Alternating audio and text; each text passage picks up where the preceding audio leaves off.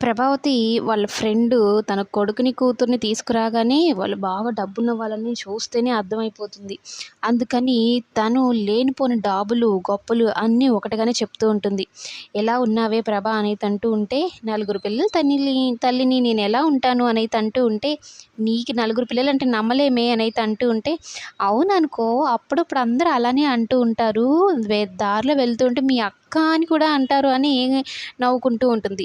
ఇక కామాక్షిని చూసి ఈవిడెవరు మీ అత్త అంటే ప్రభావతి నవ్వుకొని అత్తయ్య కాదు అన్నట్టు సిగ్గుపడుతూ ఉంటే, నేను కూడా నీలాగే ఫ్రెండ్‌ని కావాలంటే డేట్ ఆఫ్ బర్త్ చూపిస్తాను అని కామాక్షి చెప్తూ ఉంటుంది.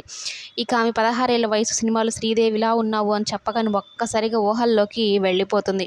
అయితే లేనిపోని గొప్పలన్నీ చెప్తూ ఉంటుంది. మాకు చాలా కార్లున్నాయి, కార్ షోరూమ్‌లున్నాయి, బ్యూటీ పార్లర్ సిటీకొకటి బ్రాంచ్ ఉంది అని అయితే చెప్తూ ఉంటే నోరెళ్ళబెట్టే అబద్ధాలనమాట. ప్రభావతి చెప్పడం.